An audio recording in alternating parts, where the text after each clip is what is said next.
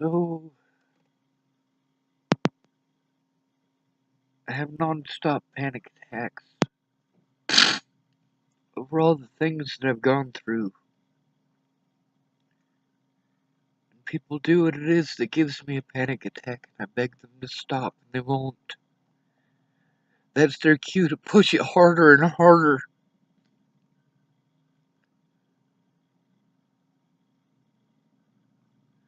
They don't understand that that's why I'm shut down. I tell them what gives me panic attacks, and they just keep on doing it.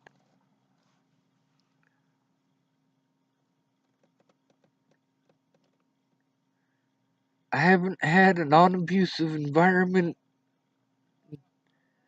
so long. Everywhere I go, it's abusive. And it shouldn't shut me down. You guys think it shouldn't shut me down because it's not always abuse towards me, but it is. A non-abusive environment means no abuse. It doesn't mean you get to abuse your kids, or you get to abuse your wife, or you get to abuse your boyfriend. It means no abuse. It shuts me down.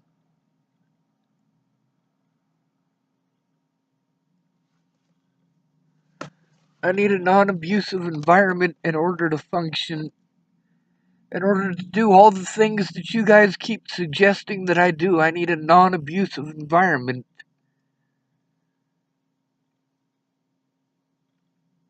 And you don't understand that.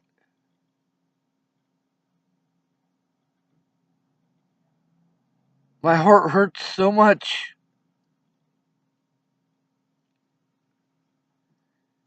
And when I tell people that the things that they did are the reason that I can't function, they get defensive and tell me, don't blame me. Well, don't be abusive. If you say you're going to help and you don't, that's neglect, that's abuse.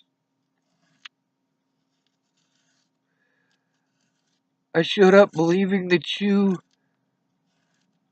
this once, weren't going to be abusive.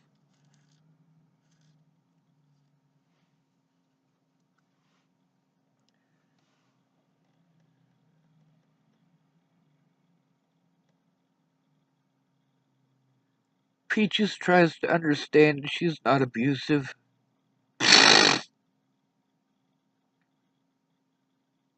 Everybody else is. Peaches was abusive. She didn't understand it was abusive. Now she understands it, but she's too far away to do anything about it. She's too broke to do anything about it.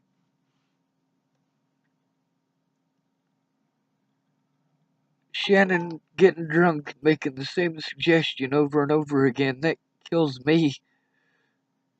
People just texting me and not listening, and I can't hear their voice, and they can't hear mine, they take it so wrong. And that's abusive, and they don't care that it's abusive. Alicia didn't care how abusive she was in Virginia. She didn't even see it as abusive. You guys are scared of me when I have panic attacks. And then you do abusive things, and it doesn't even register to you that that's making it worse.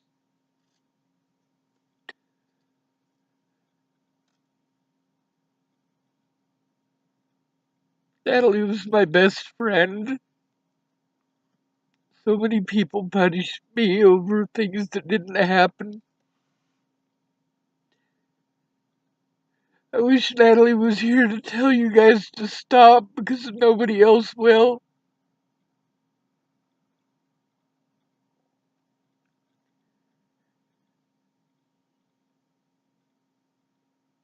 Tim Beeson said she could start a riot with a whisper, and that is so true. She could stop one as well.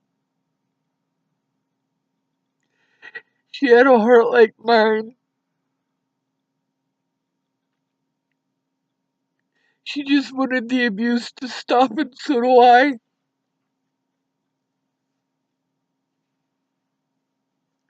She didn't understand how cruel people would be over her.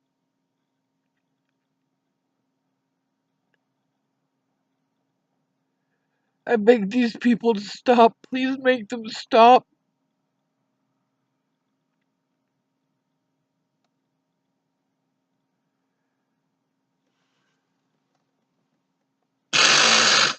A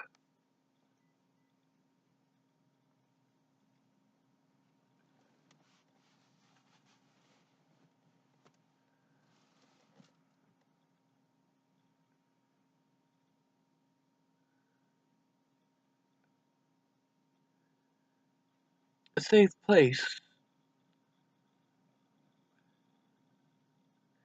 It's not complicated. A non-abusive environment.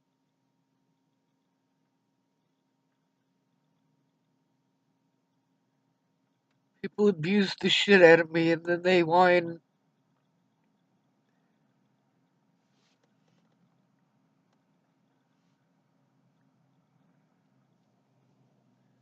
People keep calling me a hypocrite. You're damn right. I can't just keep taking this abuse. I need positivity in my life.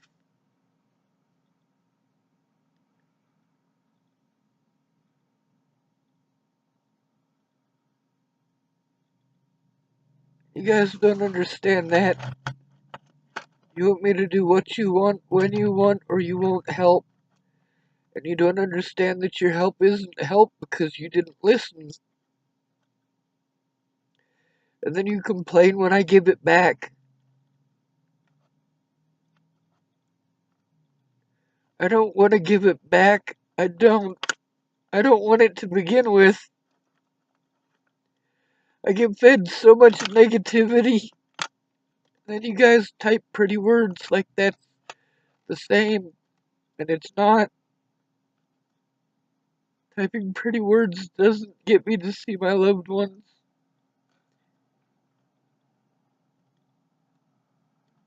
And then you want to tell me it's not important?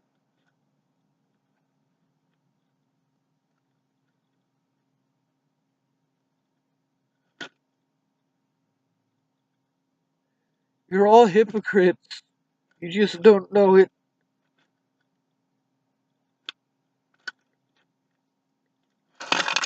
You think it's them pretty words that make your life better. It's not. It's the familiarity. It's the people you get to see every day. When I have a panic attack, seeing people that I love helps, and that's all that helps.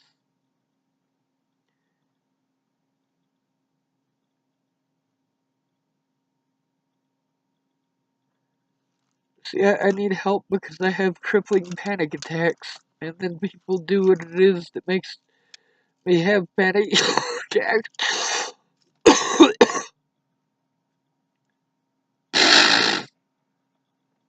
Christopher Tapp getting all drunk. Teresa getting all drunk. Shannon Alvarado getting all drunk. And I'm not allowed to stand up to these people without their families ganging up on me like I'm the bad guy.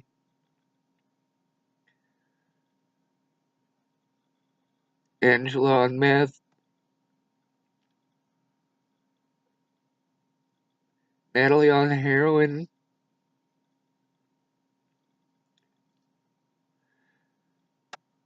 My dad on a fucking control trip.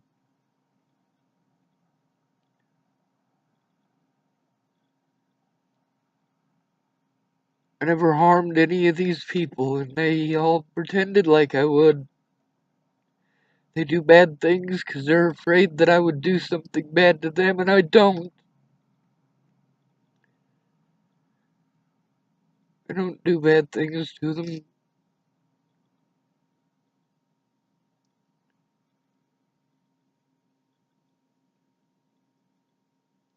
I needed a family. I made my own family on Pearl Street. It was the first place I was allowed to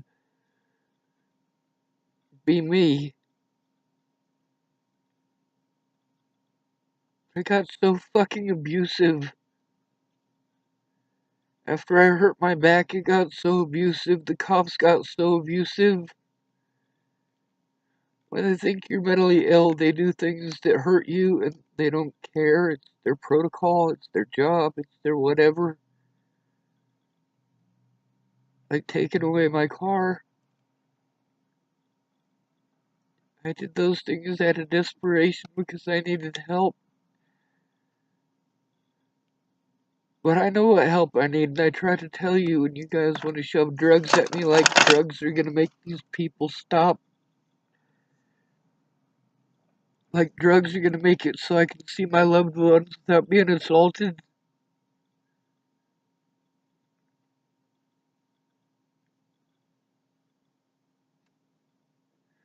If I'm some sort of sick, psycho, rapist, fucking child molester fuck, why haven't any victims come forward? Not even one.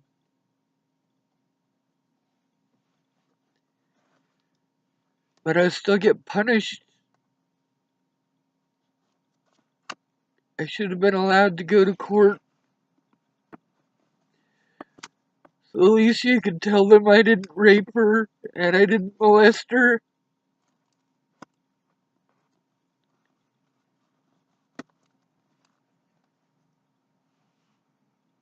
People tell me I gotta do it on my own. I can't. I fucking can't. Money doesn't help. I need a safe environment. That costs more money than I get.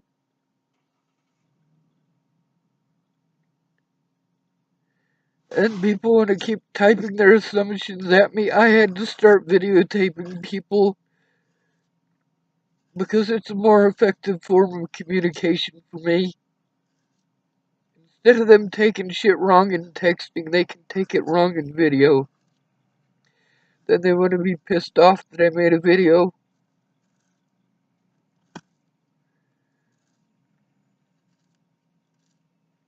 Here's Jeremy Elliott. He was one of my friends in chapel. I stayed at his place for one night.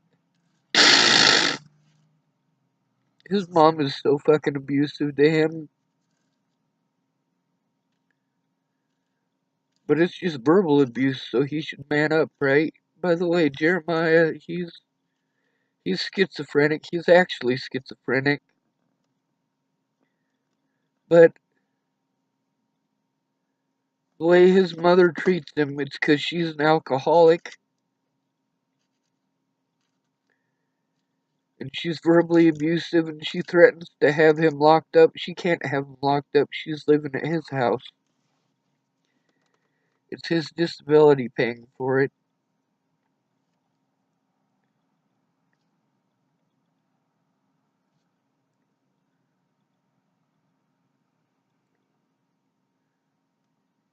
Jeremy hates it. MB hates it. I hate it. There's nothing we can do though.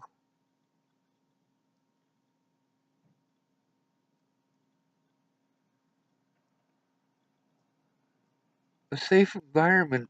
You guys don't even get it. You have your own ideas about what a safe environment is, but my panic attacks don't care about your definition.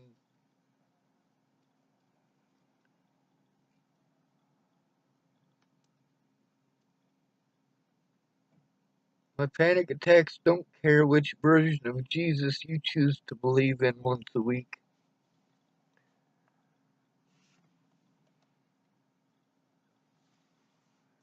My heart hurts every day, and I love these people no matter how much they hurt me or how much they take things wrong. They don't care that every time they take something wrong, it hurts me that much worse.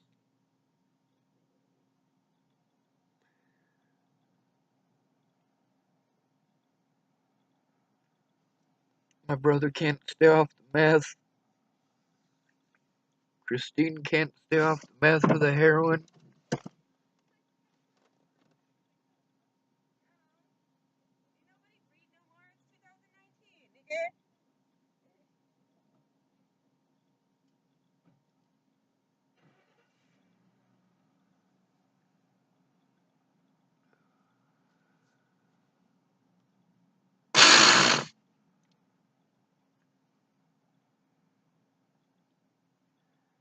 I don't fit in because I don't do drugs and I don't do alcohol. If two drunk people have sex, that's acceptable. I don't have sex because the only people who try to have sex with me are on substances. I lost my virginity to Brianna. She was tripping on mushrooms at the time. I didn't even know it. She didn't tell me that until almost a year later. If I'd have known she was tripping on mushrooms, I wouldn't have done it. And I know so much about drugs and so much about how to identify it, but with her it was different because her eyes were always big. Every time she saw me, her eyes lit up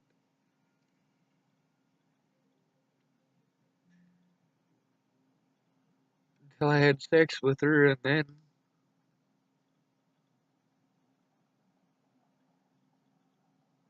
that light went away.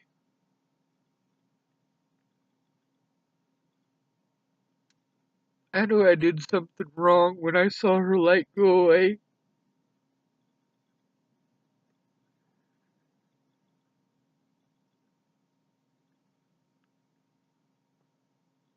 These people, it's easier to pretend I'm a bad guy than it is to admit that they didn't keep their word. It's easier for them to blame me than it is for them to admit that they might have done something wrong.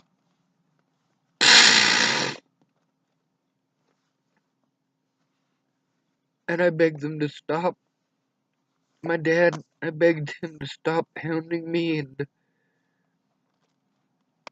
stay there. He had 400 miles of paperwork he wanted me to do all this other stuff that keeps me there, stranded, being abused by him, and he doesn't see it's abuse.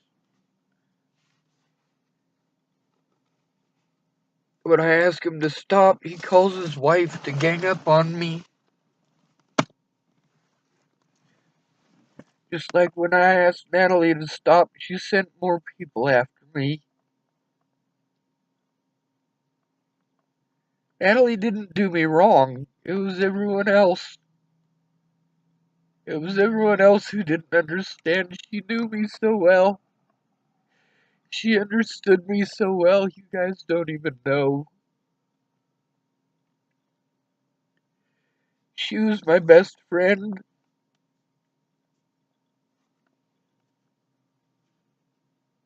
I was never gonna let her become a Jamie or a Bree. Jamie was my best friend once. I would have married her.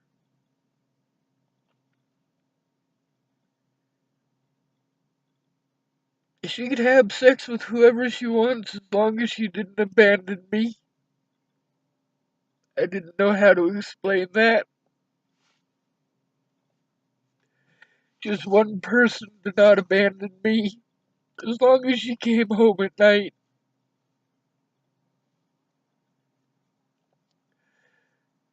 I knew she was messing around with Todd, and I knew she was messing around with Hayden, but she came home at night, and I knew she was safe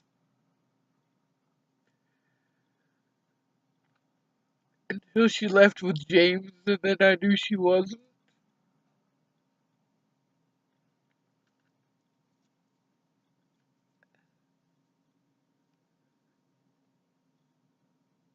And I was right. I'm always right.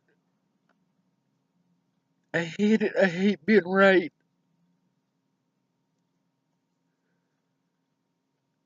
The thing with James, I knew if I didn't figure it out with the sex thing that she was gonna leave with an asshole, and I was right. I didn't figure it out. Finally, she was blunt one night, and I zipped my dick up in my zipper, and that was the end of that. She was so cruel after that, oh my god. I didn't reject her, I didn't.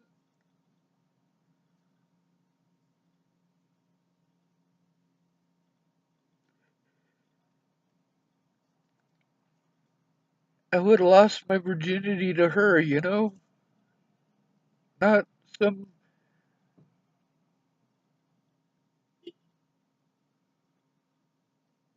Bree was 19.